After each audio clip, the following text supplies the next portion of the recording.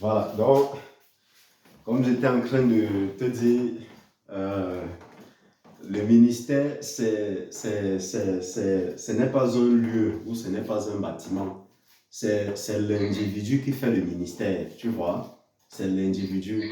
C'est-à-dire, c'est comme on a déjà parlé dans notre plateforme, là, dans notre groupe, pour les aigles de Yeshua HaMashiach, là, où on a déjà parlé de l'onction, on a essayé de faire la différence entre c'est quoi l'onction et c'est quoi. Le sujet même, c'était encore quoi là, Léa? C'était encore quoi le sujet? Celui de ce soir. Non, non, non, le dernier sujet qu'on avait abordé ensemble avec le docteur là.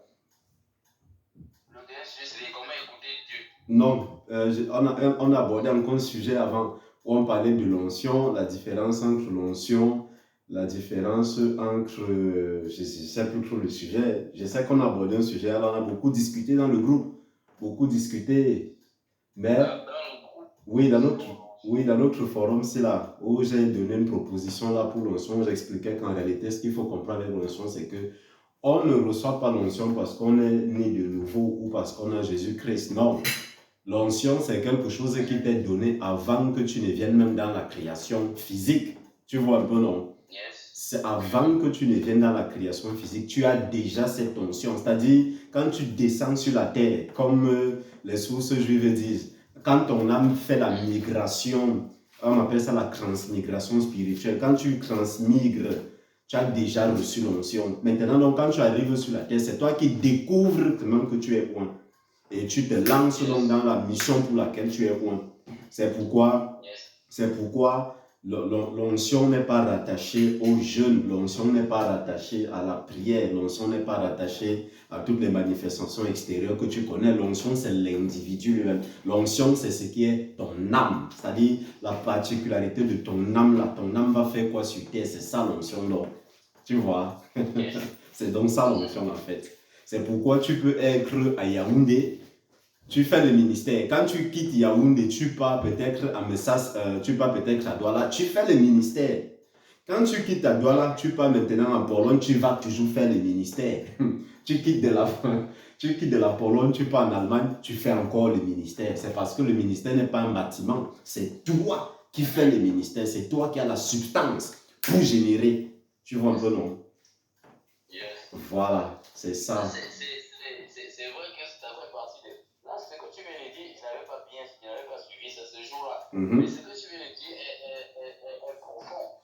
Ça veut dire que, tu sais, dernièrement, lorsque vous parlez des fils et des pères, hier ou avant-hier, on a parlé des fils et des pères. Oui, oui. Tu vois, le plus souvent, c'est qui la peur que les fils, certains fils ont, ou bien certains fidèles ont de quitter la communauté ou l'église. C'est qu'ils se disent que en quittant les grâces, les bénédictions, l'onction, en fait, ça va quitter aussi. C'est-à-dire que si tu quittes, tu n'auras plus rien. Comme un m'avait dit carrément que si tu quittes de là, moi je ne sais plus comment tu feras pour champagne. Il y a des choses que j'ai déposées en toi vont quitter. Et aussi dans les cas, quand Dieu, le Dieu que nous servons, comment Dieu peut faire qu'il me donne une grâce? Parce qu'il quitte un lieu, il m'enlève cette grâce. Ah, ça fait, tu vois, donc ça revient à ce qu'on a débattu dans le groupe pour expliquer les dérives pentecôtistes liées à l'onction, les dérives pentecôtistes et les dérives chrétiennes liées à la notion de paternité spirituelle. Tu vois, ce sont juste des dérives, ce sont des dérives. Parce que, mais en tout cas, moi je bénis le Seigneur parce que nous soyons tous dans cette plateforme, tu vois. Personne n'a le monopole de savoir, de connaissance dans la plateforme. On s'édifie. Il est vrai qu'il y a beaucoup d'individus dans la plateforme qui ont des degrés de connaissance brutales, très élevés. Donc, on essaie juste de faire l'effort de partir à la dimension où tout le monde pourra voir quelque chose, tu vois. Mais le sujet de paternité spirituelle, c'est un sujet que je crois que, par la grâce de Dieu, nous y reviendrons certainement dans un live pour bien expliquer c'est quoi. Parce que j'avais dit, tu as écouté le docteur avait pris la peine d'expliquer que, en réalité, quand Jésus, Yeshua HaMashiach, dit, vous n'appellerez personne père sur la terre, il est en train, parce qu'on a dit que l'évangile de Matthieu, c'est l'évangile le plus juif. Donc, il est en train de parler de la supériorité qu'une caste rabbinique s'était donnée. C'était donné par rapport à tout le peuple d'Israël. Or, les rabbins n'avaient même aucune autorité légitime parce que la notion de rabbin existe lorsque les Juifs sont en déportation en Babylone. C'est là que la notion de rabbin prend vie. Parce qu'il ne faut pas oublier que pendant que les Juifs sont en captivité en Babylone, il y a d'autres qui sont en Égypte. C'est là où on a le livre du prophète Jérémie. Le prophète Jérémie explique bien. Et c'est pour ça qu'on a à un moment donné deux types de prophéties qui se confrontent dans les Écritures. Tantôt, Jérémie fait les prophéties en Égypte. Tantôt, on a les prophéties de Babylone. Donc, il y a quelque chose qui cloche. Mais ce n'est pas l'étude d'aujourd'hui. C'est simplement pour dire que lorsque tu comprends que les Écritures abordent la notion de ce qu'on appelle le disciple et le maître, le disciple et le maître, tu comprends que Dieu a prévu une certaine pérennité dans l'enseignement. Parce que Yeshua Mashiach, on l'appelait Rabbi. Je vous ai fait la différence entre un Rabbi et un Rav. Il y a une différence. Je vous ai expliqué à peu près ça là-bas. Donc, quand on dit Rabbi, ça suppose que tu as une connaissance ésotérique, tu as une connaissance mystique, tu as une doctrine, tu as un enseignement. Or, l'enseignement est basé sur la fondation des apôtres, des psaumes et des prophètes. Tu comprends un peu? Voilà. Parce que, merci, bienvenue à Tata Patricia, comme je te vois déjà connecté. Et bon, pour ceux qui ne savent pas, amen, amen. Donc, je devais faire l'enseignement si en journée parce que plusieurs personnes m'avaient déjà posé l'enseignement, des questions sur ce qu'on va aborder, mais je ne pouvais pas faire un double enseignement, c'est-à-dire partager avec vous et aller faire une autre vidéo parce que j'ai une chaîne de ministère. J'ai préféré donc rassembler ça. J'ai préféré rassembler. Donc, pendant que moi je parle avec vous, là, je suis également en ligne. Donc, j'ai préféré faire ça une seule fois, un seul enseignement. Alors, le problème donc qui se pose donc parce que le thème que nous sommes en train d'aborder tout à l'heure là, c'est un thème qui est dangereux dans la mesure où ça va impliquer beaucoup de merci à l'homme de Dieu qui vient d'arriver, merci au pasteur, bienvenue au pasteur. Donc c'est un thème qui va nous faire comprendre beaucoup de problèmes, non seulement dans la traduction des textes et dans l'abus de l'autorité, de l'usage de l'autorité des Écritures. Tu comprends? Ça va nous faire comprendre l'abus. Par exemple, on m'a posé la question de savoir donc, est-ce que la Bible est inspirée? Est-ce que c'est un livre qui vient de Dieu? Avant de commencer à répondre à cette question, il faut déjà d'abord c'est-à-dire mettre en une base, la base de ce qu'on appelle le discernement. Parce que je ne peux pas parler de l'inspiration de la Bible sans parler du discernement. La grosse erreur qu'on commet toujours au sujet du discernement, c'est qu'on va prier pour recevoir les discernements. On va prier pour recevoir ce que le christianisme appelait l'esprit du discernement. Or, quand on étudie les Pirkei Avot, je suis désolé, vous savez que j'utilise beaucoup l'hébreu. Donc, je vais toujours parfois expliquer ce que telle chose veut dire en français. Je préfère toujours l'hébreu parce que les textes originaux sont écrits en hébreu de Genèse à Apocalypse. On a juste des problèmes de traduction qui tendent d'une langue à une autre, d'une culture à une autre. Donc, quand on parle dans les livres de Pirkei Avot, c'est-à-dire les Salomon, les proverbes de Salomon ou la maxime des pères, comme on dit en hébreu, on va découvrir que dans le premier chapitre, l'Aleph, c'est-à-dire chapitre 1, on va découvrir que le Seigneur dit, parle par la bouche de Salomon, que celui qui acquiert la sagesse, l'intelligence, c'est celui qui a quoi? Qui a la crainte de l'Éternel. Donc on commence à comprendre qu'en réalité, ce qu'on appelle le discernement ou l'esprit de discernement n'est rien d'autre qu'un degré de connaissance que tu acquiers. Je m'explique pour que vous compreniez. Parce que je m'explique. Imagine un peu qu'aujourd'hui, nous sommes dans un monde où il y a déjà beaucoup de mauvaises doctrines. Vous voyez un peu, non? Beaucoup de mauvaises doctrines. Je prends par exemple le cas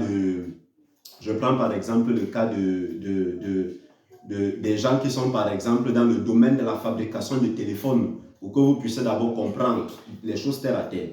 Imagine si c'est que tu es diplômé d'une université où tu as les connaissances informatiques sur les logiciels de programmation des téléphones. Si c'est qu'il arrive que tu arrives maintenant dans un village et que là-bas on fait la contrefaçon des téléphones, tu pourras discerner que les téléphones qu'on fabrique dans cette localité sont faux. Pourquoi? Parce que tu as la connaissance nécessaire pour savoir si un téléphone est de bonne qualité ou pas. Est-ce qu'on se comprend un peu? Est-ce qu'on se comprend? Voilà. Donc, c'est la même chose, par exemple, avec l'agriculture. Aujourd'hui, on a par exemple les produits, on a ce qu'on appelle les ONG, les organismes génétiquement modifiés. Pour ceux qui sont en Europe, vous allez voir, on parle tellement d'engrais chimiques dans les produits et puis la nourriture n'est plus bonne. Comment est-ce que toi, tu vas savoir que tel aliment n'est pas de bonne qualité? C'est parce qu'au préalable, au prérequis, tu as déjà une connaissance qui te permet de discerner que tel aliment n'est pas un aliment naturel parce que voici la présence de tels composés. Ce qui te donne la capacité de pouvoir dire que cet aliment n'est pas de bonne qualité, c'est parce que tu as déjà une base de connaissances sur comment les aliments de bonne qualité doivent être. Est-ce qu'on se comprend? Est-ce qu'on se comprend? Maintenant, quand tu as donc déjà cette connaissance basique au sujet de la distinction des bons aliments, tu peux donc maintenant savoir que telle chose n'est pas correcte. C'est donc comme ça que le discernement fonctionne.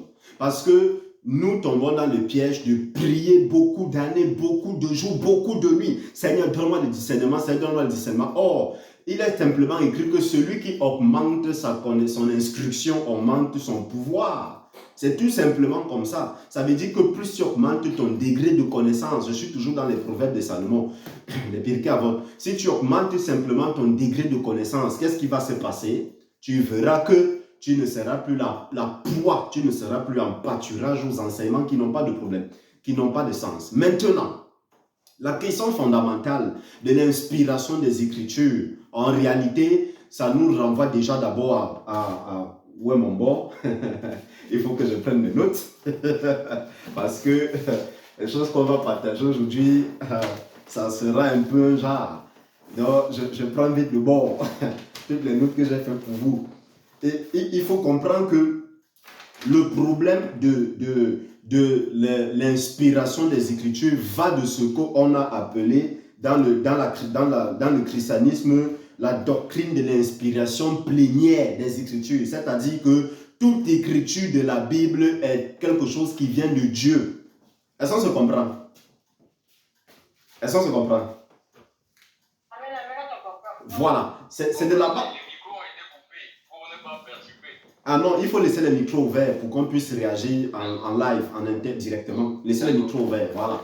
Donc, il faut savoir que la doctrine de l'inspiration totale de la Bible vient de ce que les chrétiens ont appelé l'inspiration plénière verbale de la Bible. C'est-à-dire que tout ce qui se trouve dans la Bible, même la virgule, vient de Dieu. Vient de Dieu. Voilà d'où part le truc de l'inspiration. Or, de prime abord, je vais déjà vous répondre en disant que la Bible n'est pas totalement inspirée. Moi, je dirais, d'après les recherches, et d'après ce que j'ai lu et d'après ce que l'Esprit de Dieu révèle, que la Bible est inspirée à, je dirais, à 60%. La vidéo pourra peut-être choquer les internautes qui vont écouter parce que, avec le titre que je vais donner, les gens viendront pour corroborer leur conviction. Or, on n'est pas là pour corroborer une conviction, on est là pour apporter la lumière, pour que les gens comprennent de comment il faut éviter de se faire arnaquer et comment tu peux avoir une meilleure intimité avec Yahweh. Comment? Écoutez, je vais vous lire deux versions de Bible différentes. J'en ai plusieurs versions, mais je vais simplement vous prendre deux versions. Je vais vous prendre la version Louis II.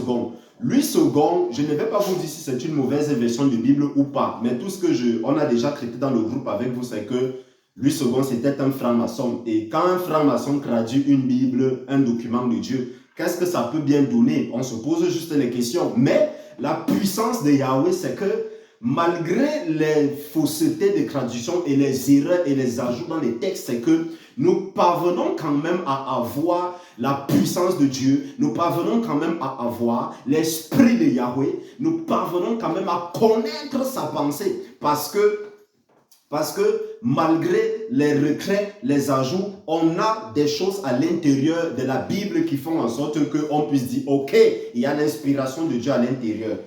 Prenons un passage, et c'est sur ce passage, autant pour moi, que nous allons donc nous étaler sur le dialogue d'aujourd'hui ou bien sur l'épilogue. On va commencer avec le célèbre passage des pentecôtistes et des chrétiens, et on va donc déconstruire ce passage. On va le déconstruire pour que vous compreniez de quoi est-ce que les Écritures traitent. Quand on dit l'invention de la doctrine là, que la Bible est un livre inspiré de Dieu. Écoutez, prenons 2 Timothée chapitre 3 verset 16. Je vais vous lire 2 Timothée chapitre 3 verset 16 dans la version de Bible courante du christianisme, c'est-à-dire Louis II, ou bien la Bible crampon catholique. Ensuite, je vais vous prendre la même version, le même verset, dans une Bible qui est beaucoup plus proche de la vérité, c'est-à-dire Chouraki. Parce qu'il y a la Bible de Lausanne, qui est une très bonne Bible. Il y a la Bible de Chouraki, qui est une très bonne Bible. Il y a la Bible de Zadok Khan en France, un rabbinat français. C'est une Bible qui est un peu délicate. Bon, comme je suis en ligne, il ne faut pas que les gens viennent tirer sur moi. Je me réserve de dire certaines choses sur certains traducteurs de Bible. Mais, oui, je me réserve. Mais c'est simplement pour vous encourager à acheter beaucoup de Bibles. Acheter beaucoup de Bibles pour pouvoir contrôler les traductions. Parce qu'avec une seule Bible à la main, vous ne pouvez pas comprendre ce qui se passe là. Vous ne pouvez pas comprendre les manipulations dans les textes. On va partir directement comme ça, n'est-ce pas, dans le livre de 2 Timothée chapitre 3. On va donc prendre le célèbre passage du christianisme pour justifier que la Bible est un livre inspiré de Dieu. Et on va expliquer que ça, c'est hyper faux. C'est très hyper faux parce qu'on va comparer le même verset dans une Bible littéralement traduite. On va donc aller, que quelqu'un nous lise vite ça, 2 Timothée chapitre 3 dans la version Louis II que vous avez. Verset 16. Verset 16, oui. Amen.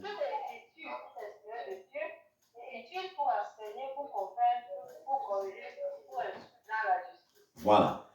Dans la version Louis II, on dit toute l'écriture est inspirée de Dieu et utile pour enseigner, pour convaincre, pour corriger, pour instruire dans la justice. On dit toute l'écriture est inspirée de Dieu. C'est ce que Louis II dit. Le problème déjà avec la déclaration de Louis II est la suivante, c'est que dans la même Bible, on a Matthieu, après que Jésus lui a dit que Pierre, ce que tu dis là, ce n'est pas une connaissance humaine qui t'a révélé, ça c'est l'Esprit de l'Éternel qui t'a révélé. Vous connaissez où je suis déjà dans Matthieu 27 là-bas, lorsque Jésus allait bientôt se faire massacrer, crucifier entre guillemets. Comment, et Jésus le reproche en disant, arrière de moi Satan, car tes pensées ne sont pas les pensées de Dieu. Comment donc ce passage-ci va donc faire pour justifier l'autre là? Parce que c'est à cause des bévues comme ça dans les textes qui font en sorte que les détracteurs du christianisme tirent pour dire que la Bible est un faux document. Gloire à Dieu pour nous qui avons déjà le degré de lumière que nous avons. À l'intérieur de la Bible, comme aujourd'hui, je vais vous montrer tous les passages ajoutés. Je vais vous montrer les passages retranchés. Je vais vous montrer les passages qui sont à l'origine des fausses doctrines. Je vais vous montrer tous ces passages pour que vous compreniez que, et je vais vous apprendre à discerner un bon enseignement. Parce que répondre à la question de l'inspiration de la Bible me permettra de dire également comment savoir si un enseignement est bon ou pas. Est-ce qu'on se comprend?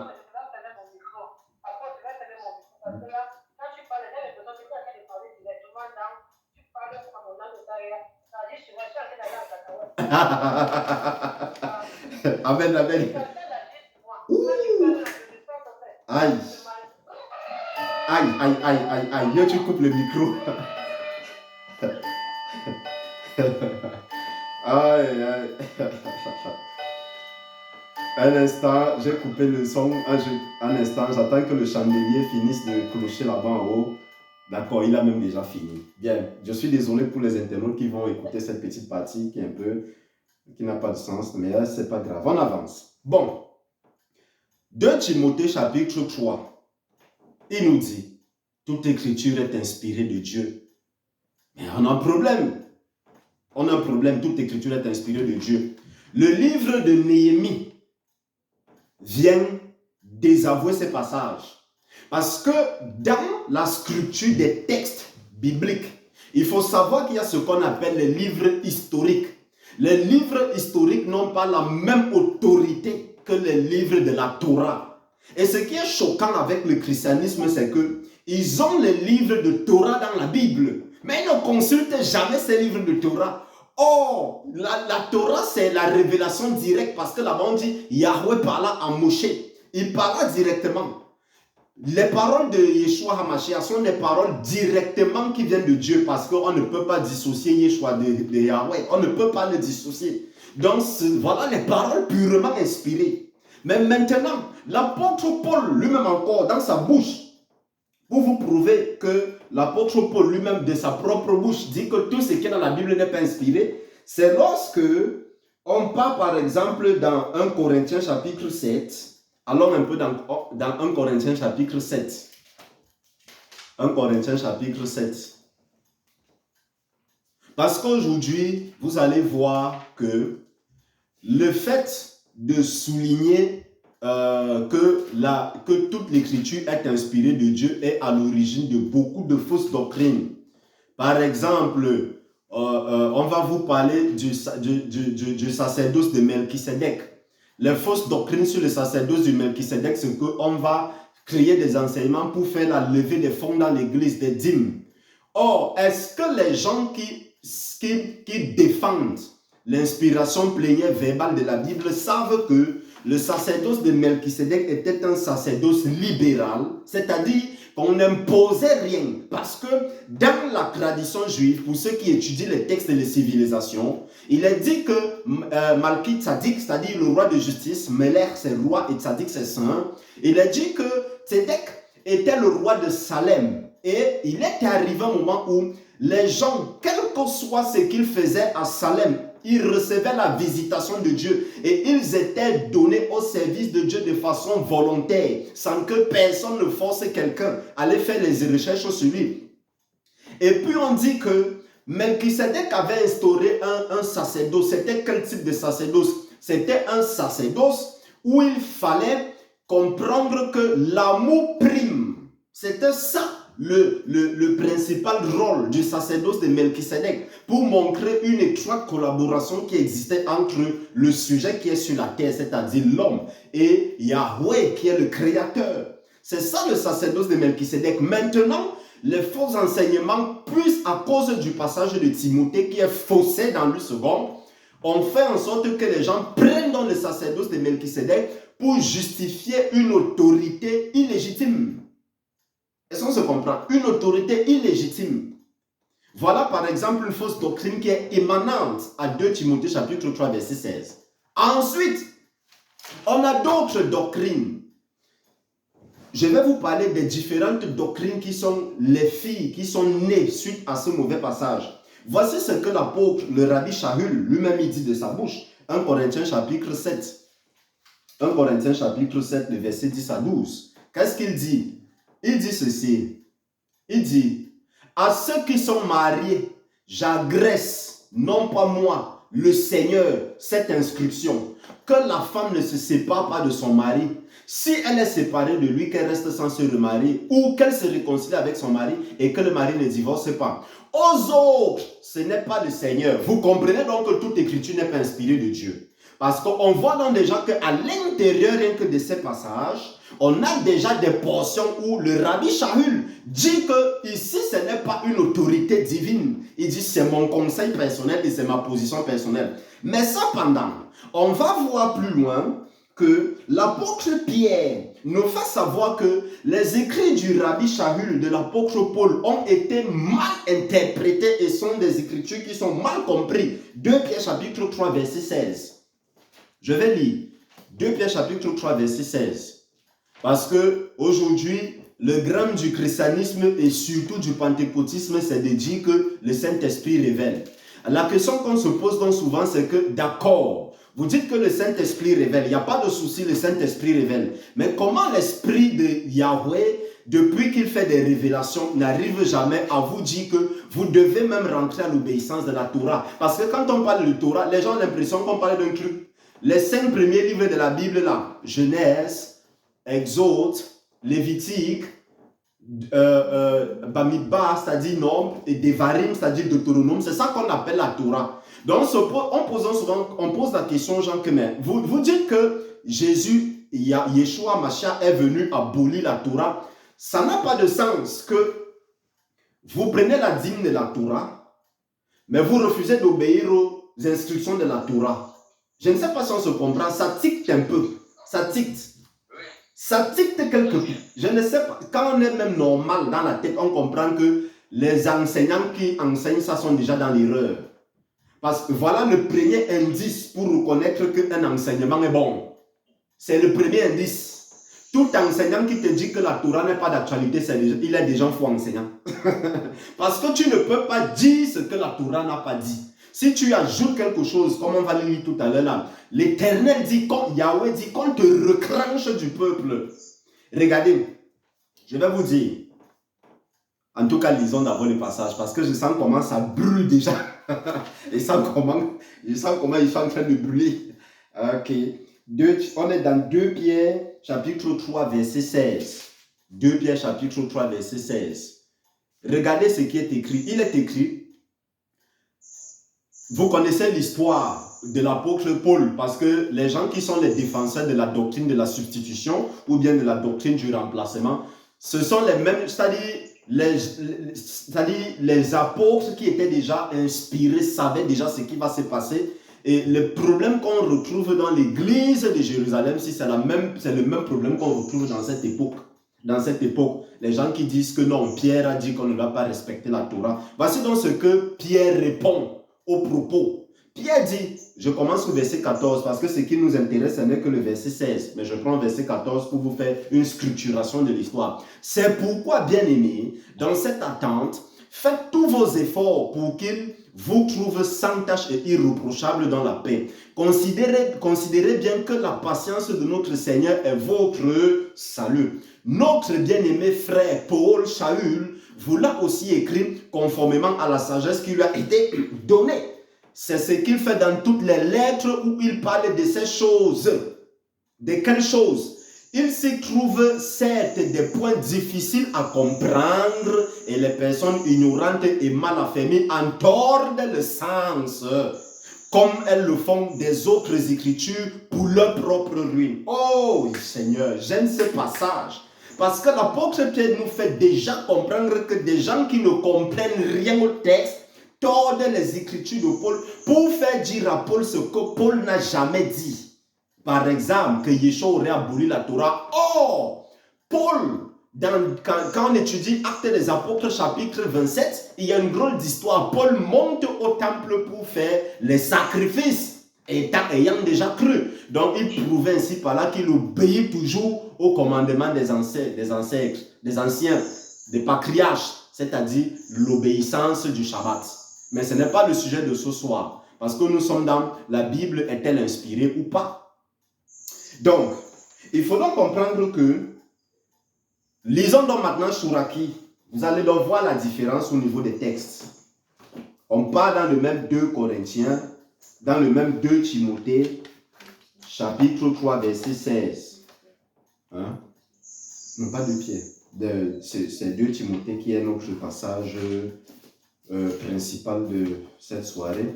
2 Timothée, chapitre 3, verset 16. Vous allez voir donc maintenant les problèmes avec le texte. 2 Timothée chapitre 3 verset 16. Voilà.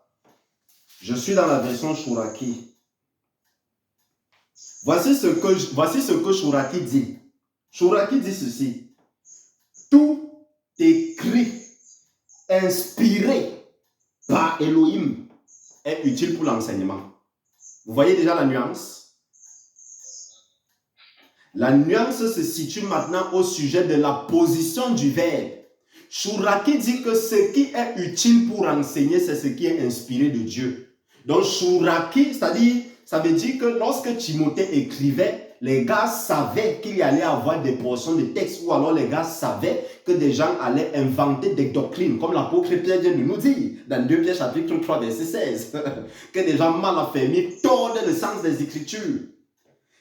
Quand tu tords déjà un passage biblique, tu tords le sens, ce n'est plus la parole de Dieu, même si ta prédication est jolie comment, même si tu fais les miracles comment, ce n'est plus Dieu, laisse, ce n'est plus Dieu. Chouraki dit, je reprends, tout écrit inspiré par Yahweh, c'est-à-dire Elohim, est utile pour l'enseignement. Or, lui second dit que toute écriture est inspirée de Dieu. Or, Chouraki ne dit pas que toute écriture est inspirée de Dieu. Chouraki dit que tout ce qui est inspiré de Dieu est utile pour enseigner. Est-ce que vous voyez la nuance? Pour vous montrer que toute écriture n'est pas inspirée de Dieu, je vous montre un passage dans des passages qui sont donc des ajouts et qui sont des falsifications des textes. Écoutez, quand nous faisons ce genre d'enseignement, nous ne sommes pas là pour venir prouver qu'on connaît quelque chose. Yeshua a dit, vous adorez ce que vous ne connaissez pas. Une véritable adoration est une adoration qui découle d'une connaissance intime que tu as du Créateur. Or, si tu ne connais même pas déjà le nom de ton Créateur, parce que nous avons déjà parlé de ça dans notre groupe ici, on a déjà dit que le nom du Créateur, le nom de Dieu, c'est Yahweh. Donc, quand quelqu'un dit Dieu, Dieu, Dieu, ça n'a pas de sens. Dieu n'est qu'un qualificatif parmi tant d'autres. Ou quand quelqu'un dit éternel, ça n'a pas de sens. Éternel, c'est une nature. C'est pour dire que quelque chose qui n'a même pas de fin. Quand quelqu'un dit Seigneur, Seigneur ne veut rien dire. Dans la civilisation romaine, on appelle toute personne élevant dignité Seigneur. Donc, il faut comprendre que la rédaction du Nouveau Testament a causé un gros problème pour les gens qui voulaient s'approprier certaines choses sur la terre. Alors, ils se sont permis de faire des bêtises sur les textes. Et le danger avec ça, c'est que vous pouvez voir comment ça induit des milliers et des milliers de gens et de générations dans l'erreur doctrinale.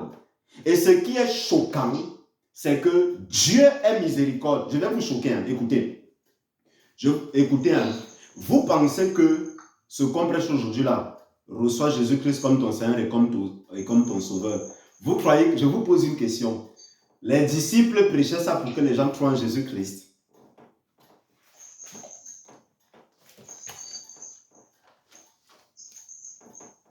C'est une question que je vous pose. Est-ce que les disciples croyaient en ça? Est-ce que les disciples prêchaient le Nouveau Testament pour que les gens croient? Parce que le Nouveau Testament, c'est la brique d'Adacha. Or, on sait que quand on fait les études et les recherches, les textes qu'on a reçus, parce qu'il y a ce qu'on appelle les textes majoritaires, les textes minoritaires, ce n'est pas l'objet d'aujourd'hui. On dit que les textes ont commencé à exister à partir peut-être de 50 ans après que Jésus soit parti. Dans l'intervalle donc de 50 ans là, avant qu'on ne commence à voir les premiers manuscrits, pour ne même pas dire les premières imprimeries avec Gustave, pour ne même pas dire ça. Qu'est-ce qu'on prêchait donc? Jusqu'à ce que les gens croyaient en Dieu. Allons lire Actes des Apôtres pour que vous compreniez ce qu'on prêchait. Pour vous faire comprendre que lorsque une écriture est inspirée de Dieu, elle sera utile. On va aller lire Actes des Apôtres, chapitre 21.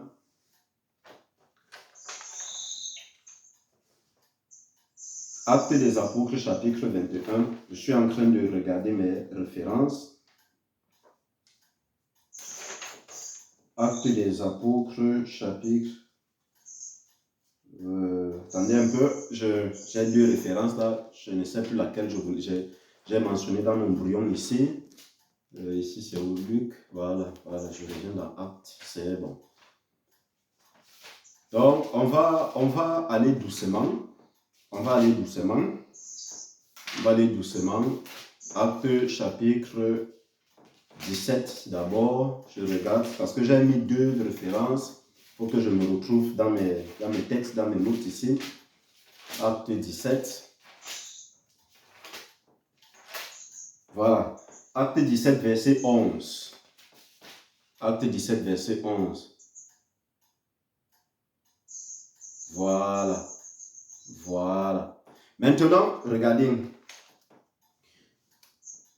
On va lire Acte chapitre 17, verset 11. Qu'est-ce qui est écrit? Prenons à partir du verset 10 pour qu'on soit dans le sujet. Aussitôt les frères firent partir de nuit Shaul et Silas pour Bérée. Dès leur arrivée, ils entraient dans la synagogue des Juifs. Donc c'est pour vous faire comprendre que bien avant que Jésus soit parti, le mot église n'existe même pas en fait. On est encore dans l'expression pure de synagogue, mais ce n'est pas le sujet. C'est pas le sujet. Ces derniers avaient des sentiments plus nobles que ceux de Thessalonique. Ils accueillirent la parole avec beaucoup d'empressement et ils examinaient chaque jour les Écritures pour voir si ce qu'on leur disait était exact. Il s'agit de quelle écriture ici? Pour comprendre de quelle écriture est-ce qu'il s'agit, allons maintenant lire. J'ai écrit ça où? Comprendre de quelle écriture est-ce qu'il s'agit ici. J'ai même écrit ça où là? Oh, ça dit, mes notes là, c'est un gros. Aïe, aïe, écrit. Il y a seulement beaucoup de trucs écrits là devant. Bon, allons un peu lire Matthieu, j'espère que c'est ça. J'espère que c'est ce que j'ai mis dans la scripture. Matthieu chapitre 16. Allons d'abord vite, on fait bon. On garde le passage aussi. Hein? On va maintenant lire Matthieu chapitre 16. Oh là là, est-ce qu'il tombe là? Matthieu chapitre 16. Matthieu chapitre 16. Marc, oui, Matthieu, ok, c'est bon. Matthieu chapitre 16, ok. J'espère que c'est la référence est bonne dans le texte. Verset 22 à 23. C'est où là? Verset 22 à 23. Non, c'est pas là. Bon, j'ai donné une mauvaise référence. Attendez, je fouille mes notes là. Je fouille vite mes notes. Si quelqu'un a une Bible comparée, que la personne essaie vite de taper, quand je tapez juste le mot écriture dans les Bibles comparées, ça va vite vous ressortir. Matthieu chapitre 16, ce n'est pas ça. J'ai écrit ça là dans mes brouillons. Matthieu 27. Est-ce que c'est ça? Bon, donc, jusqu'ici, on est en train de voir Matthieu 27, 9.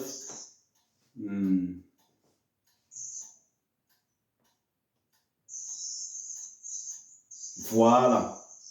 Voilà. Merci, Yahweh. Merci. Voilà. Matthieu chapitre 27, verset 9. C'est bon.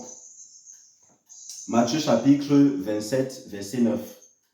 Je prends la partie du verset 6 pour nous mettre dans le sujet. Mais c'est le verset 9 et le verset 10 qui sont intéressants pour nous. À partir du verset 6. Les chefs des prêtres les ramassèrent en disant, il n'est pas permis de les mettre dans le trésor sacré. Il s'agit de l'histoire lorsque Judas que vous voyez dans la Bible, là c'est Judas en fait, et que lorsque Judas a vendu Jésus et puis on a donné 30 pièces d'argent, les chefs des prêtres les ramassèrent en disant, il n'est pas permis de les mettre dans le trésor sacré puisque c'est le prix du sang. Après avoir délibéré, ils achetèrent avec cet argent le champ du potier pour y ensevelir les étrangers. C'est pourquoi ce champ a été appelé champ du sang jusqu'à aujourd'hui. Alors s'accomplit ce que le prophète Jérémie avait annoncé. Ils ont pris les 30 pièces d'argent, la valeur à laquelle il a été estimé par les Israélites. Alors ce passage est un passage problématique parce que ce n'est jamais Jérémie qui a parlé de ce passage. Donc, pour vous montrer que, je rembobine la cassette. Parce que je suis en train de vous dire que les gens croyaient en Jésus-Christ alors qu'il n'y avait pas encore le Nouveau Testament. Donc, je suis encore au niveau des textes. Mais là, j'ai fait d'abord un saut pour vous montrer quelque chose qui est vite venu là dans mes notes. Pour vous montrer un peu un rapprochement avec le fait que certains passages ne corroborent pas avec la pensée de toutes les Écritures ensemble. Donc, je vais garder ce passage, je vais revenir dessus. Bien, si quelqu'un peut vite m'aider là, aidez-moi s'il vous plaît. Cherchez vite une Bible comparée. Je vais un peu prendre ce support-ci aussi. Je vais vite prendre un support là, dans les Bibles. Voilà. Matthieu, sur Jérémie, Jérémie. Non, sur le où Jésus parlait des Écritures, où Jésus dit, voilà ce qui était écrit de moi dans les Écritures. Voilà. Les Écritures, voilà. Matthieu, c'est bon. Voilà. Ok, c'est Matthieu chapitre 22, voilà. Matthieu chapitre 22, le verset 29. Matthieu chapitre 22, le verset 29. Que quelqu'un lise, parce que je sens qu'on est vite vérifiant notre passage. Matthieu chapitre 22, le verset 29. Que quelqu'un lise, s'il vous plaît. Matthieu chapitre 22. Oui. Matthieu 22, verset 29. Oui. Je lis au nom de Jésus. Mhm. Jésus leur répondit, vous êtes dans l'erreur, parce que vous ne comprenez ni les Écritures, ni la puissance de Dieu. Voilà. Jésus leur dit, vous êtes dans l'erreur parce que vous ne comprenez ni les Écritures. De quelle Écriture est-ce qu'il s'agit? Je vous pose une question. La Torah. Ce n'est pas seulement la Torah, parce que Jésus a enseigné sur beaucoup de choses. Ok. Il y avait la Torah, oui. Il y avait, voilà, oui, quelqu'un a parlé, il y avait encore quoi?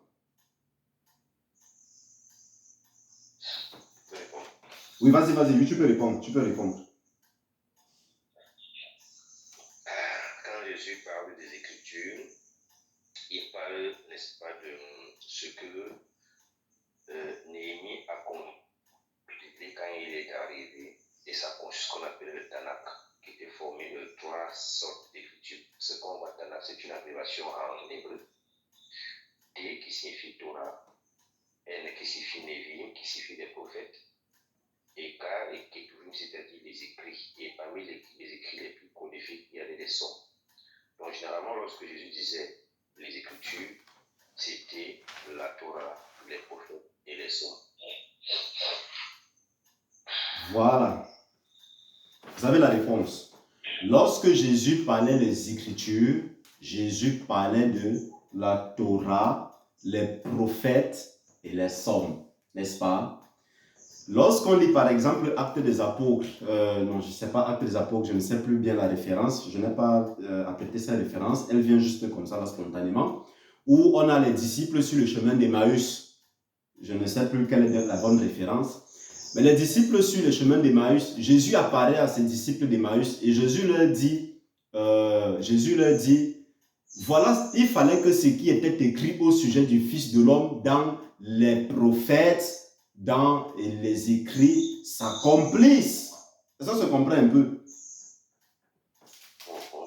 Ça se comprend un peu. Donc c'est ce que Jésus leur dit. Donc ça veut dire que si on remonte dans le temps, on va comprendre qu'en réalité, la prédication que les apôtres avaient pour que les gens se convertissent au Seigneur n'était pas une prédication basée sur ce qu'on appelle aujourd'hui le Nouveau Testament. Ils étaient essentiellement basés sur le Tanakh. Essentiellement basés sur le Tanakh. Alors, quand aujourd'hui, quelqu'un va donc se lever et te dire que toute écriture est inspirée de Dieu, mais attention, il y a un problème. Parce qu'on a déjà vu que Louis II a fossoyé les Écritures. Il a fossoyé les Écritures. On a étudié ça l'autre jour, le docteur. Le docteur a parlé de Matthieu chapitre 16, verset 19. Les mauvais passages interprétés par le christianisme et les pentecôtistes. Comme quoi, tout ce que vous allez lire sur la terre est lu dans le ciel. Mais c'est faux. Il s'agit d'un futur antérieur. Donc, vous, juste pour vous montrer. Or, il est écrit dans les textes originaux que tout ce que vous allez lire sur la terre aura été lié dans les cieux. Donc, ça veut dire que tu ne fais rien de nouveau qui va surprendre Dieu. C'est seulement toi qui es en train de marcher en harmonie avec ses desseins. Tu ne le surprends pas. Mais ça, le docteur est là-bas. Donc, il faut comprendre le problème avec Louis II. Je ne suis pas en train de dire à quelqu'un maintenant de ne pas acheter une Bible. Parce que ceux qui vont écouter la vidéo en ligne vont dire, mais attends, mais si c'est que la Bible est donc truffée d'autant d'erreurs, pourquoi donc encore la lire? Le mystère et le miracle avec la Bible, c'est que la Bible qui contient beaucoup de choses truffées là, a des paroles dignes de confiance. La Torah et les paroles de Yeshua. Amen. Maintenant, je vous ai fait comprendre que les livres historiques, pour autant, n'ont pas la même autorité spirituelle que les Écritures inspirées. Parce que les livres historiques sont là pour nous présenter un aperçu culturel, un aperçu religieux. Comme par exemple, le docteur vient de citer le livre de Néhémie. Et je vous prends même d'ailleurs des références dans Néhémie qui nous fait prouver que si c'est que la Bible est inspirée à 100% de Dieu, il n'y aurait pas le temps d'erreur comme on a dans la Bible aujourd'hui. Par exemple, j'ai mis cette comparaison croisée où, allons par exemple, vous allez voir, voici un problème. Lévitique chapitre 23, verset 40. Lévitique chapitre 23, verset 40. Là, il s'agit des lois que Yahvé avait données au peuple d'Israël par rapport à certaines cultures, par rapport aux coutumes et aux pratiques qu'il faut faire pour Shabbat. Oh, merci Seigneur. Écoutez, écoutez, le sujet de l'inspiration des Écritures ici risque même de me faire parler de ça par anticipation, parce que il y a un véritable bordel, excusez-moi, un vrai bordel au niveau. On ne sait pas si Jésus est mort le 15, on ne sait pas s'il est mort le 14, on ne sait pas s'il est mort le 13 à vivre. On ne comprend rien au niveau des évangiles synoptiques. Il y a un gros désordre là-bas. Et si vous n'êtes pas fort pour pouvoir vous sortir la vérité des textes là, un musulman va vous ramasser là dehors. Parce que vous savez que ce sont les détracteurs les plus amoureux du christianisme.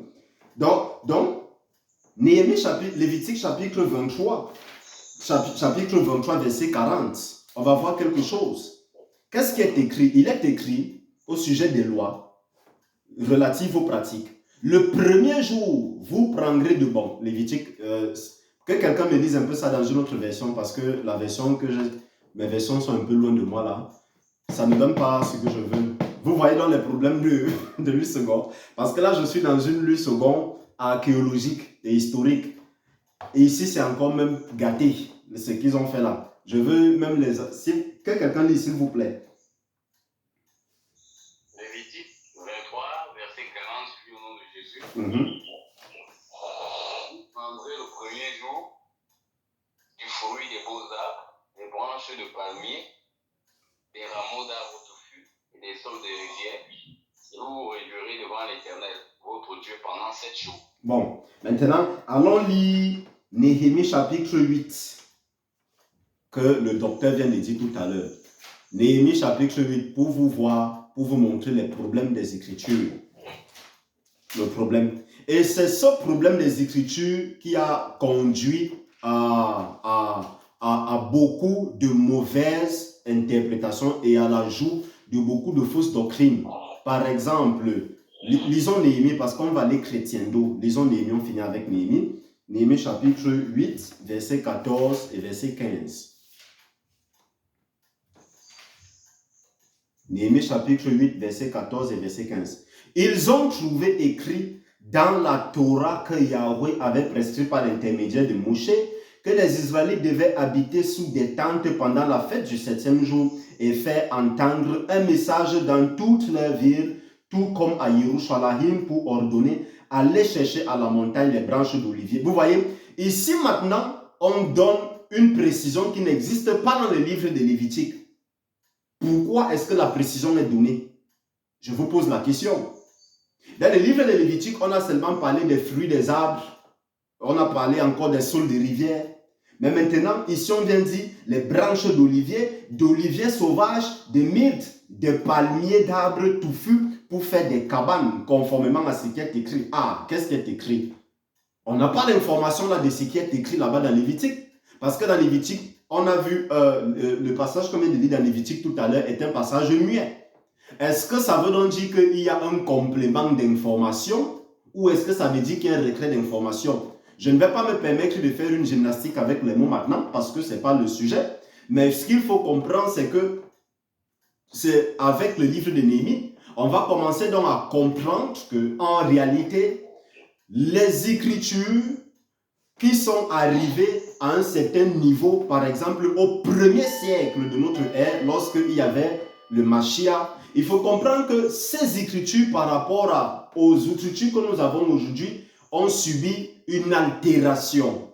Pourquoi est-ce qu'ils ont subi une altération? Ce n'est pas le sujet d'aujourd'hui, mais je me permettrai simplement de dire l'altération est due au fait que une caste rabbinique a décidé, les massorétiques, qu'ils n'acceptent pas en la personne de Yeshua, le Mashiach.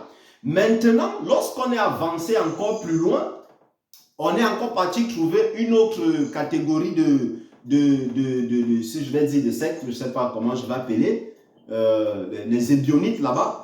Les Ébionites, parce que, permettez-moi de parler des Ébionites pour monter un peu en surface l'islam, pour dire que les Ébionites, c'était maintenant quoi? C'était des gens qui, à la fois, ils observent les pratiques du judaïsme, à la fois, les Ébionites, ils partent encore dire que, mais non, Jésus n'est pas Dieu. Donc, au final, on se retrouve en face des individus, tu ne comprends pas vraiment ce qu'ils croient. Et n'oubliez, et les bionismes, ce sont des gens qui étaient animés du même sentiment que les zélotes, c'est-à-dire les gens qui veulent le rétablissement à tout prix de la nation d'Israël, même par la guerre, par les armes. Et c'est donc alors ce mouvement de sionisme qui est donc à l'origine de la naissance de l'islam. Ça, ce n'est qu'une parenthèse. Je quitte de la parenthèse maintenant, je reviens sur nos textes. Pour dire quoi? Pour dire maintenant donc que 2 Timothée chapitre 3, verset 16 qu'on vient donc de lire, la mauvaise interprétation de cela a donc abouti à quoi? A donc abouti à une dérive doctrinale. Et quelles sont les dérives doctrinales? J'ai commencé à parler de la première dérive sur la dîme avec le sacerdoce de Melchisedec. Je vous ai situé ce que c'est que le sacerdoce de Melchisedec. Il faut comprendre c'est quoi ce sacerdoce. Maintenant, la deuxième dérive maintenant qui est issue de ça, c'est comme le frère Mouniengetasi tout à l'heure vient de le dire, c'est quoi? C'est que les bénédictions qu'un enfant de Dieu peut avoir sont immanentes à un homme de Dieu. Mais attendez, il y a un problème. Il y a un problème. On n'est pas en train de refuser que l'attitude d'un homme spirituel peut avoir une influence. Mais cela ne veut pas dire que ton âme avec ces bénédictions on dit ça par là, sine qua non, facteur dépendant de cet homme de Dieu. Si c'est que tu décides de faire ta marche en solitaire, il n'y a pas de problème. Ça me repousse toujours à venir encore sur la notion de paternité que tu as si mis au début. Pour dire quoi? Pour dire que si tu vois une communauté et que tu pars dans la communauté, ne pars pas dans la communauté, par exemple, avec l'intention d'aller faire quelque chose qui est mal. Non, ne pars pas. Si tu vas avec la simple intention d'aller écouter un enseignement ou une parole, gloire à Dieu. Parce que la vérité au sujet des communautés, c'est que chaque communauté fonctionne, ce sont des vérités qu'il faut dire, avec un égrégore spirituel. Si c'est que dans cette communauté, nous croyons en telle chose, ça va générer un égrégore spirituel et tout le monde de la communauté sera soumis à cet égrégore spirituel. Il devient donc normal que dans cette communauté, si tu fais par exemple une gaffe, que toi-même tu vois peut-être pas, je ne sais pas, peut-être ce qui va s'en suivre, mais ça ne veut pas dire qu'on peut fermer le ciel sur ta tête. Bon, j'ai fait exprès d'être au sujet parce qu'il fallait que je clarifie un peu la question de Tassi, que je clarifie un peu sa question. Oui. Bon, maintenant, lisons un passage, Matthieu chapitre 26, verset 30. Il y a aussi Colossiens chapitre 2 que j'ai apprêté, verset 17. Matthieu chapitre 26, verset 30. Vous allez voir comment Louis II a traduit ce passage. Matthieu chapitre 26, verset 30. Ok, je vais lire le passage. Matthieu chapitre 26, verset 30. Il est écrit, après avoir chanté les psaumes, gloire à Dieu, dans la version s'ils ont fait l'effort de bien. Gloire à Dieu. C'est comme si lui souvent s'est rattrapé dans la version ci. Il s'est rattrapé. Parce que ce que vous allez voir dans la plupart des versions de ce chapitre, c'est quoi? C'est que après avoir chanté des cantiques, il se rendit au mont des Oliviers. Or, quand on dit après avoir chanté des cantiques, on ne comprend pas. L'église d'aujourd'hui a l'impression que Il y avait des cantiques comme nous avons aujourd'hui, les cantiques dans toutes les, sur les ailes de la foi. Non, il n'y avait pas de cantiques avant. Ce que les Juifs et les pères utilisaient avant dans les textes et dans la tradition, c'était des psaumes. Ce sont les psaumes qu'ils psalmodiaient. Ils lisent le psaume 1 parce que je vous ai... Non, ce n'est pas à vous, c'est à certaines qui me suivent dans un autre groupe où j'ai déjà dit, le livre des psaumes, c'est une prophétie pour la nation d'Israël, commençant du psaume 1 au dernier psaume. Donc si c'est que vous ne comprenez pas l'esprit des Écritures, comment pourrez-vous donc alors discerner qu'un enseignement est correct ou pas? Comment vous pourrez discerner? Or, tu peux discerner qu'un enseignement est correct lorsque tu connais l'intention visée par celui qui te transmet la parole. L'intention visée, c'est quoi? C'est que, il faudrait faire retourner les enfants de Dieu, c'est-à-dire Ephraïm qui est dispersé dans les nations, à l'obéissance de la Torah. Et quand je parle de l'obéissance de la Torah, c'est quoi? C'est par l'entremise du Mashiach, Ephraïm va rentrer à la maison. Donc, si c'est que l'enseignement te dit déjà de choisir les choses que tu pratiques, il y a déjà un problème. De deux, comment reconnaître qu'une portion de l'écriture est inspirée de Dieu? On a déjà dit, là je suis en train de faire quelques petites révisions avant qu'on avance. On a dit que les portions qui sont réellement inspirées de Dieu, ce sont les portions qui vont maintenant vous édifier. Parce que, par exemple, dans l'assemblée de Corinthe, quand l'apôtre Paul parle du mariage, l'apôtre Paul parle du mariage pour donner une certaine édification aux gens par rapport à leur gestion de la sexualité. Je m'explique. L'apôtre Paul dit que si c'est qu'un frère brûle, il faut que le frère se marie. Il est en train d'édifier les gens pour faire comprendre aux gens que la prière contre l'impudicité sexuelle est une prière qui n'a pas de sens. Tu vas prier fatigué contre l'impudicité, tu perds le temps. Marie-toi simplement parce que le développement de la libido d'un individu est lié à un certain nombre de paramètres qui font en sorte qu'il faudrait qu'il soit déjà dans le mariage. Et je ferme la parenthèse. Je ferme cette parenthèse parce qu'il ne faudrait pas que des gens prennent pour aller faire n'importe quoi. Or, j'ai un souci d'édification. Parenthèse fermée. Alors, le docteur Mouklou. Bien. On va partir maintenant dans Jean chapitre 13. On va voir quelque chose. Jean chapitre 13. Jean chapitre 13. Bon, permettez-moi d'abord de dire ceci avant de nous faire Jean chapitre 13. Je vous prends par exemple, qui connaît l'histoire de Datam, de Corée et d'Abiram? Qui connaît cette histoire?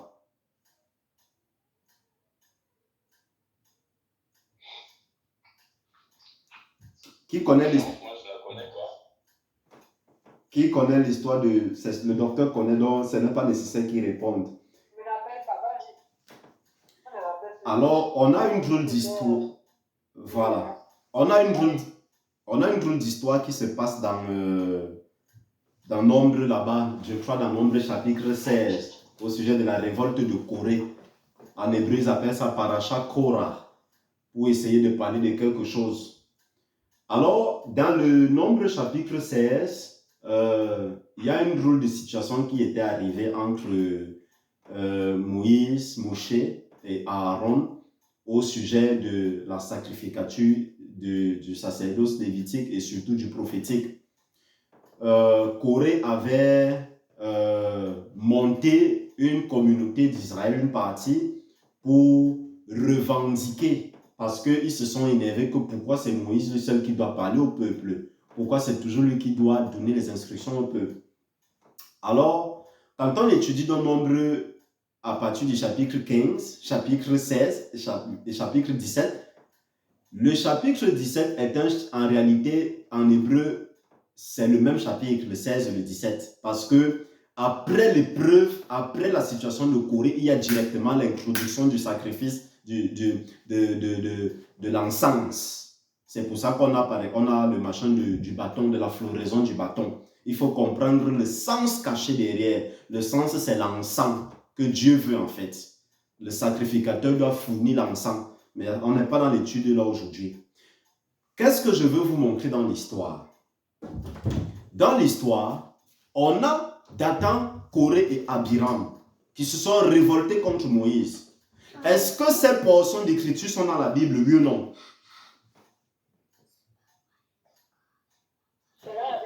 C'est dans la Bible. Mais est-ce que ces portions d'écriture nous édifient?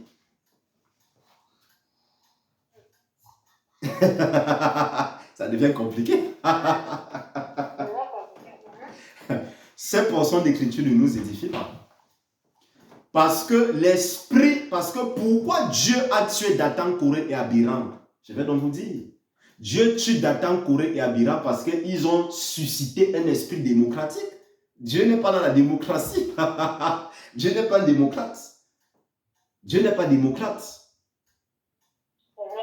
Dieu n'est pas démocrate. Ça, c'est un passage qui n'a rien à voir avec une édification spirituelle de quelqu'un. Or, la révolte de Dathan et de Corée et d'Abiram était légitime. Parce que Corée est l'arrière-grand-père de qui? Du prophète Samuel. Permettez-moi un peu de faire un petit passage dans la mystique juive. Je ris parce que le docteur Moukoulou va renchérir. Il va dire que ça, c'est l'homme de la mystique. Dans la mystique juive, il est dit que Corée a eu une vision. L'esprit de l'Éternel, de Yahweh, l'avait saisi. Et dans la vision, il a vu son petit-fils Samuel être le prophète qui avait restauré la voix de Dieu, qui avait disparu dans le peuple. Et c'est à cause de ça qu'il s'est donc levé pour faire la révolte à Moïse, pour dire que mon père aurait dû être choisi à la place d'Aaron. Mais c'est Aaron que tu as dit, oh, mon père, le droit d'aînesse lui revient. Donc c'est moi qui aurais dû être à la place d'Aaron et non Aaron. Donc Corée avait raison lorsqu'il faisait la révolte. Mais pourquoi Dieu a censuré la révolte par la mort? C'est l'esprit qu'il est en train de véhiculer. Est-ce qu'on se comprend? Oh, voilà un passage qui est dans la Bible, mais qui apporte la rébellion, qui apporte la discorde, la démocratie. Mais c'est un passage qui est dans les Écritures. 8e question, d'accord. Qui avait désigné Moïse et Aaron? C'est Dieu qui les a désignés. Okay. Le même Dieu qui les a désignés va plus loin dans Lévitique, au sujet du sacerdoce de Lévitique, pour expliquer comment c'est fait dans la désignation. Il explique que la désignation se fait en réalité sur un droit d'aînesse. Tu comprends un peu? C'est parce que ce n'est pas l'étude d'aujourd'hui, donc je ne vais pas entrer dans ça parce que je n'ai pas ça préparé. La désignation se fait sur un droit d'aînesse. Oui, c'est comme elle voulait voir là, parce que même si ça peut être par exemple, c'est des raisons là, des moments que Dieu il est souverain, il fait ce qu'il veut. Voilà. Il va dire que ça se passe selon les droits de l'homme, mais il va quand même aller choisir quelqu'un, comme il a choisi là. Parce qu'il fait ce qu'il veut. Voilà. Comme tu dis qu'il y a la démocratie, justement. Oui, il y a la démocratie. Voilà. Dieu choisit qu'il choisit. Alléluia. J'aime cette intervention. J'aime ça. Parce qu'en effet, ça nous fait donc comprendre que les affaires de Dieu ne sont pas des affaires qui dépendent de tes capacités ou de tes compétences. Ça dépend de Dieu lui seul. Ça dépend de Dieu lui seul. Donc si Yahweh voudrait que tu fasses quelque chose, tu le feras. S'il ne veut pas que tu fasses, s'il ne voudrait pas que tu fasses, bah, tu ne le feras pas. Va jeûner les fausses doctrines. On va te dire, va jeûner, va prier pour déclencher la faveur de Dieu, frère. Tu vas déclencher quelle faveur de Yahweh? Tu vas déclencher quelle faveur? Toutes les âmes qui arrivent sur la terre ont quelque chose qui est prévu par rapport à elles. Et c'est à l'intérieur de ce qui est prévu pour toi que tu vas fonctionner. Qu'est-ce que Yeshua dit? Yeshua dit, aucun homme ne peut manifester ce qui lui a été donné en dehors de ce qui vient d'en haut. Donc, toi, le problème donc, que nous avons avec les fausses doctrines à cause du passage de 2 Timothée chapitre 4 que nous avons lu, c'est que on va te faire comprendre que tu peux développer une attitude et une disposition spirituelle particulière qui va faire que tu contractes un truc de nouveau. Tu vas contracter quoi de nouveau si c'est que ce que tu veux contracter n'est pas propre à ton âme? Je vous pose une question. Je veux. Allô? Oui, j'écoute. Oui, justement, nous qui sommes, nés de nouveau hier, on on a été justement confronté à cette situation. Vous savez que malheureusement, mais il faut bien passer par là, hein. Il faut bien passer par là. Il faut d'abord se brûler. Même, je suis sûr que chacun d'entre nous ici, avant de connaître la vérité et tout, même de Pierre, je suis sûr qu'au début, on a tous été brûlés. Nous sommes entrés dans le réveil. Je parle de ma grande sœur et moi, par exemple. Et je vous assure que jusqu'à aujourd'hui, il a fallu vraiment que je sois perspicace pour faire comprendre à ma sœur que non. Parce qu'on a tellement relâché les promesses, des prophéties sur elle et tout. À un moment, elle s'est dit, non, il faut que je fasse ceci, il faut que je fasse cela, il faut que je fasse ceci, il faut que ça. Moi-même qui suis en train de parler. Et je me suis demandé, attends, si Dieu n'est ni un homme pour mentir, ni le fils d'Adam pour se repentir, si lui-même il veille sur sa parole afin qu'elle puisse s'accomplir, et si lui-même me dit, pas qu'un prophète m'a dit, parce que j'ai eu à sonder ce que le prophète m'a dit, lui-même, parole audible du Saint-Esprit m'a dit, voici ce que je ferai, voilà ta destinée. Est-ce que véritablement, ce même Dieu qui me l'a dit, je peux faire quelque chose pour accompagner ce qu'il m'a dit? Ou alors, est-ce qu'un comportement que moi je peux afficher peut empêcher que ça se passe? J'ai été troublé, le docteur sait de quoi je parle. Je l'ai agacé pendant longtemps que, attends, moi je ne comprends plus. Est-ce que Dieu qui est souverain peut me dire, si, voilà ce que je ferai de toi dans 2 ans, 3 ans? Il me le dit ouvertement. Il dit parole audible du Saint-Esprit. Et puis on veut me faire croire que je suis capable avec mon comportement d'annuler ça. Alors qu'on dit que lui-même il fait sur sa parole pour qu'elle s'accomplisse. Et qu'il ne s'agit pas de moi mais de sa propre gloire. Donc c'est des choses en fait qui embrouillent un peu. Qui embrouillent complètement. D'accord. Merci pour la contribution. Merci pour cette contribution. C'est en effet, c'est comme on a dit, hein, beaucoup de désordre dans nos milieux découle tout simplement de la mauvaise compréhension que les aînés ont fait. Bien, je vous montre ce que tu soulèves là, c'est une thématique très profonde au sujet d'un autre thème qu'on pourra avoir. Peut-être que le docteur va développer une autre personne dans le groupe au sujet de la doctrine de l'hypergrâce. Parce que le docteur Moukoulou a même déjà développé ça avec vous. On a déjà développé ça ensemble sur la plateforme. On a parlé de la grâce. Qu'est-ce qu'on entend même par la grâce que on chante beaucoup dans le christianisme là. Et puis, bon, on ne va pas revenir dessus. On va juste avancer. On va avancer. Allons lire Apocalypse chapitre 22, verset, je crois, 18 à 19. Si Dieu qui est omniscient, omnipotent et tout ce qu'on a dit dans le christianisme là, a tous des attributs qu'on lui attribue, pourquoi pourrait-il parler de la sorte comme on va lire dans l'Apocalypse par la bouche du prophète Jean? Parce qu'il faut comprendre que les Écritures, ce sont des Juifs qui ont écrit à des Juifs. Il faut dire d'abord qu'il faut saisir ce concept. Ce sont des Juifs qui ont cru au Mashiach, qui ont continué à observer la Torah et les prescriptions de leur patriarche. Ils ont simplement cru au Mashiach pour dire voici la vérité. Parce qu'aujourd'hui, les fausses doctrines, suite à ces interprétations, tu vas aller entrer dans le judaïsme, on va te parler du sionisme, des gens qui identifient le Messie au peuple. Ésaïe 53, tu te demandes quoi le rapport? Juste parce que les gens veulent coller des doctrines et des interprétations qui n'ont pas de sens. La Bible, Dieu prouve même qu'il est souverain.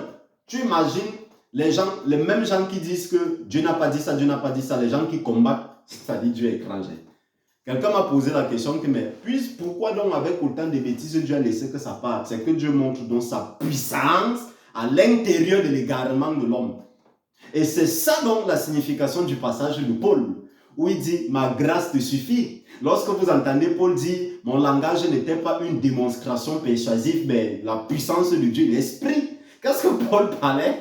Est-ce que Paul parlait du chassement des démons? Je ne crois pas. En tout cas, une partie du pentecôtisme a dit qu'il s'agissait du chassement des démons. Mais avec la connaissance culturelle hébraïque, comme aujourd'hui, on comprend qu'en réalité, Paul faisait simplement référence au fait que dans la civilisation, il y avait toujours des gens qui avaient l'audace, comme l'apôtre Pierre a dit, de déformer les Écritures pour Nonce X, pour créer leur propre... Ils ne savaient même pas qu'ils créaient leur propre père. Mais ils déformaient les Écritures pour inventer des concepts et des doctrines. Et à l'intérieur, donc, des concepts erronés qu'ils développaient, Yahweh parvenait à trouver un moyen d'atteindre les cœurs de ceux qui sont sensibles à la vérité.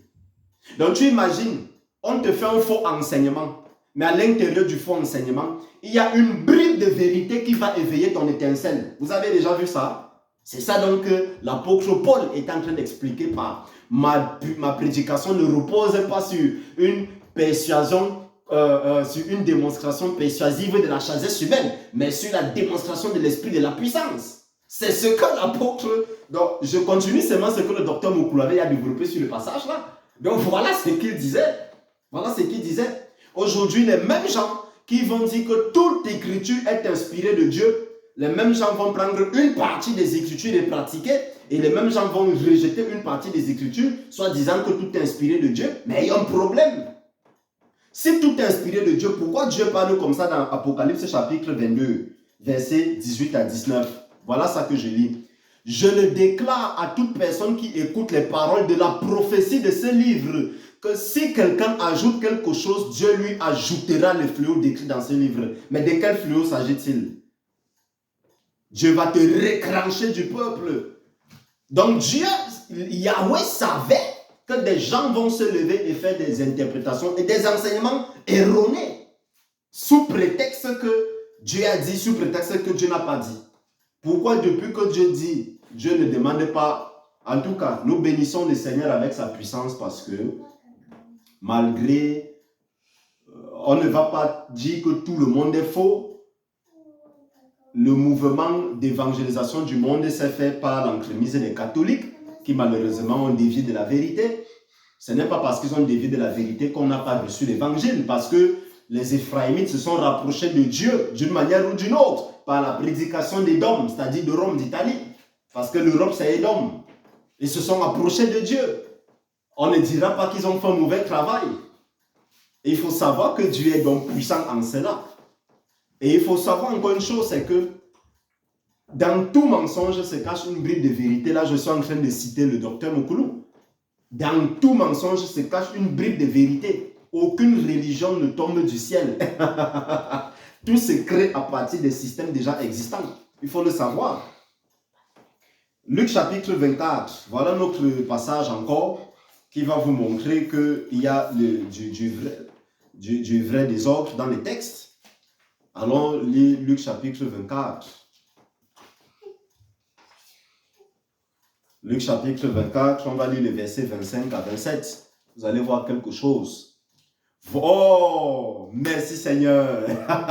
C'est ce passage que je cherchais. Je l'avais juste classé un peu plus bas. Alors, Luc chapitre 24, je suis dans les versets 25 à 27. Alors Jésus leur dit, homme sans intelligence, dont le cœur est lent à croire tout ce qu'ont dit les prophètes. Ne fallait-il pas que le Mashiach souffre ces choses et qu'il entre dans sa gloire? Puis, en commençant par les écrits de Moïse et en continuant par ceux de tous les prophètes, il leur expliqua dans toutes les écritures ce qui le concernait. Donc, vous ne pouvez pas venir dire que la Torah est abolie et vous dites que les écritures sont inspirées. Il y a contradiction.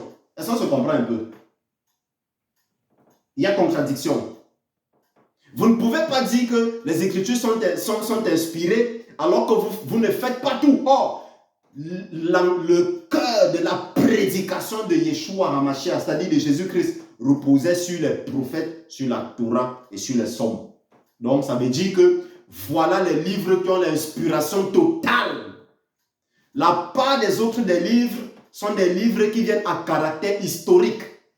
Maintenant, je vous montre dans des passages. D'abord, je vous ai montré que beaucoup de passages là sont faux. Alors donc maintenant, je vous ai montré que le passage dans Matthieu qu'on a lu tout à l'heure, dans Matthieu chapitre 27, verset 9, où on dit que oh, Jérémie a dit ceci, ce n'est pas Jérémie qui a dit. Si les Écritures sont inspirées, on ne peut pas avoir ce genre d'erreur, parce que ça c'est une erreur. Dieu ne fait pas d'erreur. Il ne fait pas d'erreur. Matthieu chapitre 27, verset 9, ce n'est pas Jérémie qui a parlé, c'est écrit dans Zacharie. C'est Zacharie qui a prophétisé ça. Maintenant, un autre passage ajouté pour vous montrer que toutes les Écritures ne sont pas inspirées de Dieu. Allons dans 1 Jean chapitre 3, 1 Jean chapitre 1. 1 Jean chapitre 1.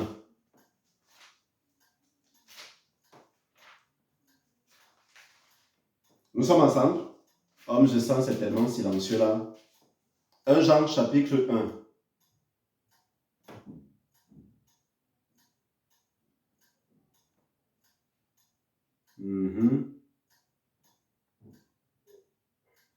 Attendez, je vérifie mes références. Vous savez, mes références sont tellement beaucoup.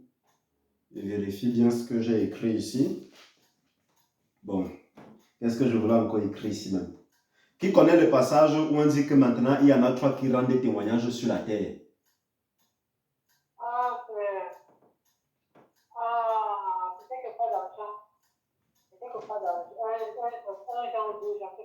Bon, on va un peu crier.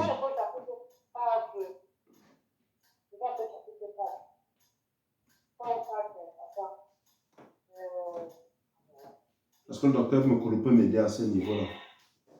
Au niveau de la référence là.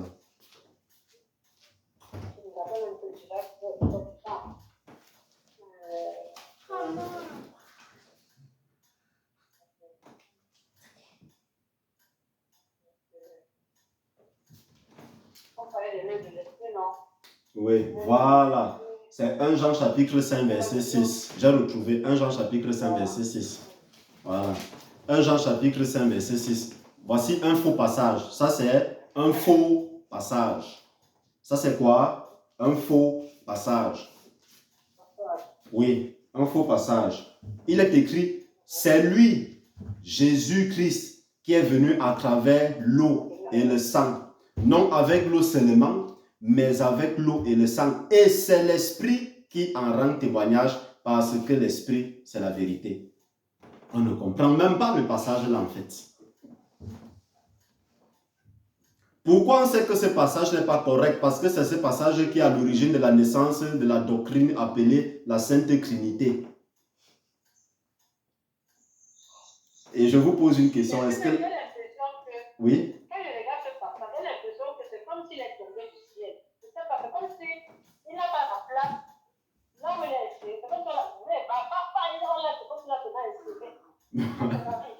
Bon, comment nous savons que ce passage est faux? Je ne le sais pas de moi-même, c'est juste avec les études aussi que j'ai découvert qu'il est faux. Parce que quand on part dans... Il y a un protestant du nom de... C'est le docteur Mokolo qui m'avait donné son livre, du nom de Frédéric Godet, docteur Mokolo le connaît beaucoup, qui explique que ce passage, en réalité, il était comme un glossaire, c'est-à-dire une explication. Vous voyez parfois, comme voici, j'ai une Bible archéologique ici. Il y a des choses que quand tu ne comprends pas, on est obligé de donner des éléments d'information pour essayer de faire comprendre au lecteur ce qu'il est en train de lire.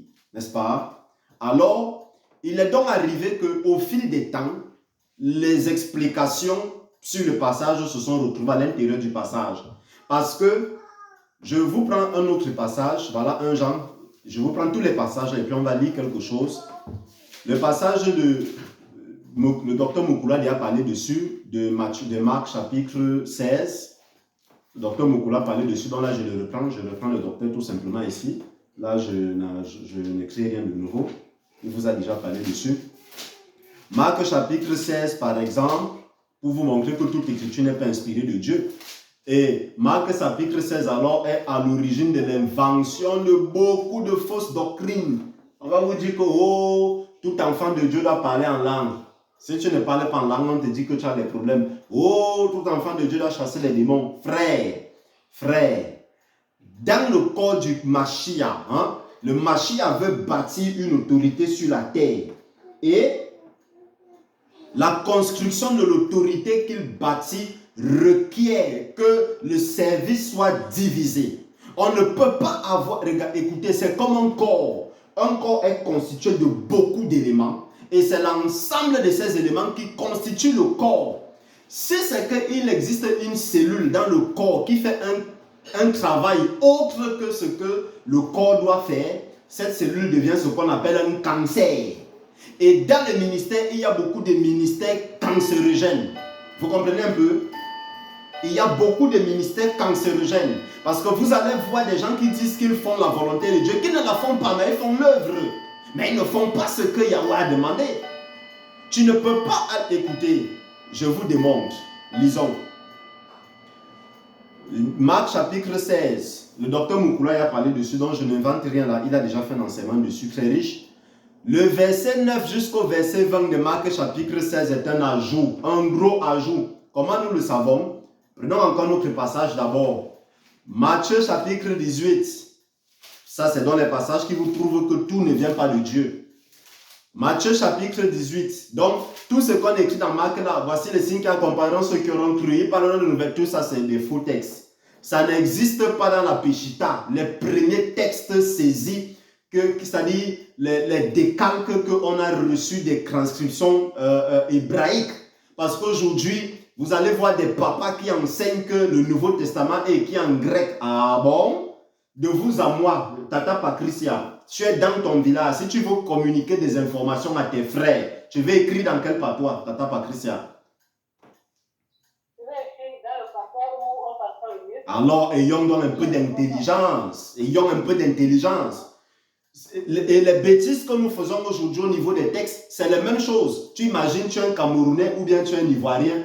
Un Français vient te raconter l'histoire de la Côte d'Ivoire et te raconte l'histoire du Cameroun.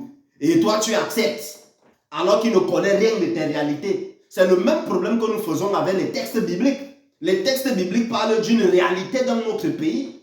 Et nous, comme on refuse d'apprendre, comme on refuse la vérité de ce peuple, on se permet de dire que le Saint-Esprit nous révèle.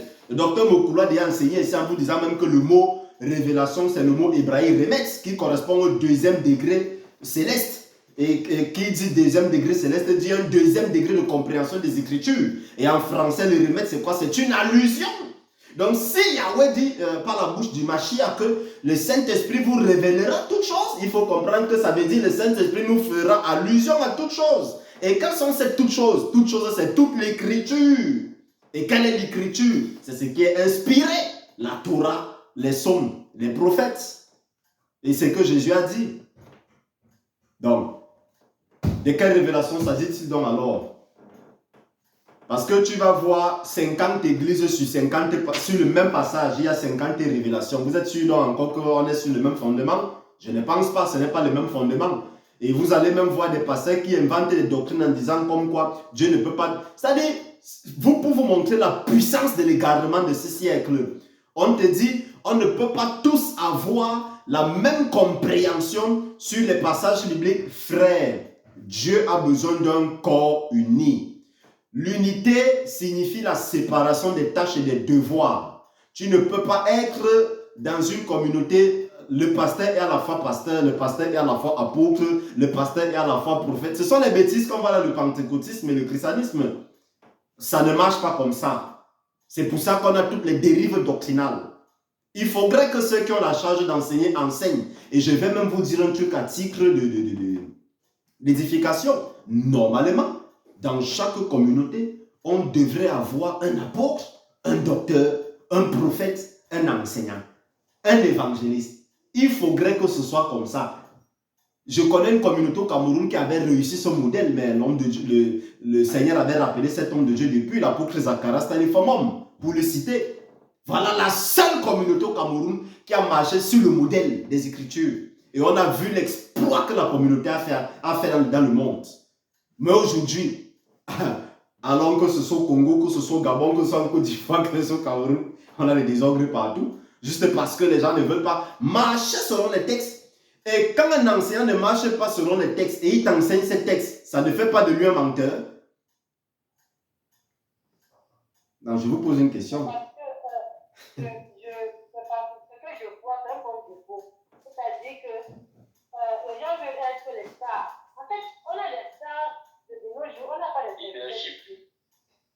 Les gens veulent le leadership, ils veulent que les stars, tu arrives dans une communauté, tu as les dons, tu es appris, tu dois le servir, mais ce que le service qui est appris là-bas va faire, pas tout ce que tu as tu vas tout ce que tu as en fait, parce que c'est comme si c'est comme si Après, il faut être le seul à parler, il faut être le seul à avoir la parole, à vendre la parole.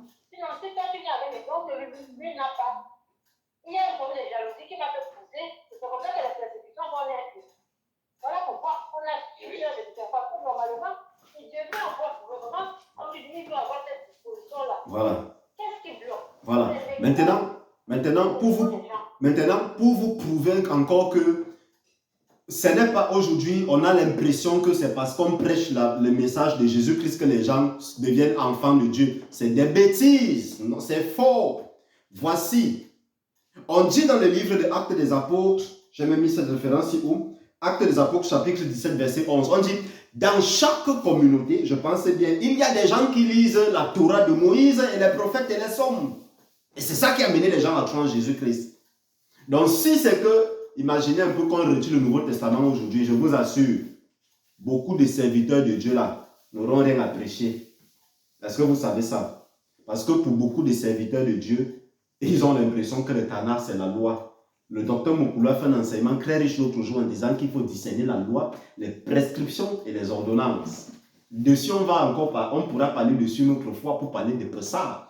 Pour dire que la célébration de la fête de Pessah, selon que ça se fait dans Exode chapitre 12, n'est plus la même célébration de Pessah qu'on devrait forcément avoir aujourd'hui, parce qu'on a observé des mutations au niveau des instructions de la célébration de ces fêtes quand on est dans la terre d'Israël et quand on n'est pas dans la terre d'Israël.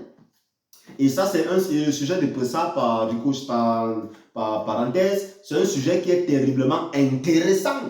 Parce que Constantin et ses gens sont venus créer la Pâque juive avec la célébration de la déesse de la fécondité, avec les œufs et tout ça, qui n'ont rien à voir avec les textes. Rien à voir avec les textes. Et vous allez voir même ceux du soi-disant super pentecôtistes avec toutes les révélations qu'ils n'arrivent pas à comprendre et qui sont hors des textes. On se demande donc à quoi leur servent les révélations du Saint-Esprit. À un moment donné, soyons un peu sérieux dans ce que nous prêchons. En tout cas, je crois que j'ai beaucoup bavardé comme ça pour ce soir parce que j'ai encore beaucoup de notes là que je n'ai pas parlé, mais je vais arrêter par cause de certaines contraintes. Bon, je crois que je vais passer la parole maintenant au docteur Moukoulou parce que je suis en train de courir déjà. Je cours déjà. Je crois que on a été bénis comme ça avec l'enseignement de ce soir. Ce qu'il faut retenir de cet enseignement aujourd'hui, c'est que la Bible n'est pas un livre inspiré totalement. Il y a beaucoup de fausseté à l'intérieur. Il y a beaucoup d'ajouts. Mais est-ce que c'est pour autant que ça perd son caractère édificateur, bon, céleste? Non, je ne pense pas. Et il faut aussi savoir que la Bible, ce n'est pas comme nous avons enseigné que c'est Dieu qui écrit la Bible. Non, c'est des hommes inspirés qui pouvaient faire des bêtises, même qui pouvaient commettre des péchés. Moïse, dans la désobéissance, dans le péché, a frappé le rocher. L'eau est quand même sortie. Donc, il était dans le péché, mais le miracle est arrivé. Donc, il faut arrêter des enseignements qui n'ont pas de sens, qu'il faut te sanctifier pour avoir quelque chose. Non, la sanctification, elle est très bonne, elle est très importante pour ta vie personnelle. Mais la sanctification n'est pas ce qui détermine l'obtention de quelque chose, c'est Dieu, parce que Dieu fait ce qu'il veut. Pourquoi Dieu a demandé à Moshe Rabbeinu de parler au rocher? C'est parce que Dieu voulait prouver sa souveraineté, même sur la nature. Et c'était le test ultime de Moshe. Et c'est là que Moshe a échoué à cause de la pression que le peuple lui faisait. Au lieu de parler au rocher, il a frappé le rocher. Dieu lui a dit qu'à cause de cette erreur-là, c'était bon avec toi et ton frère Aaron. Vous n'entrez pas dans la terre promise. Vous n'entrez pas. Donc, il faut comprendre que il y a des choses dans les Écritures. Il faut être... Aujourd'hui, vous avez reçu des clés maintenant pour pouvoir naviguer dans les Écritures et savoir que telle chose n'est pas correcte, telle chose est correcte. Ce qui sort de la bouche de Jésus est à 100% correct. Et il faut aussi savoir, maintenant, je vous ai montré des passages ajoutés. Matthieu chapitre 18, c'est un faux passage parce que ce passage n'existe pas dans les textes de la Péchita.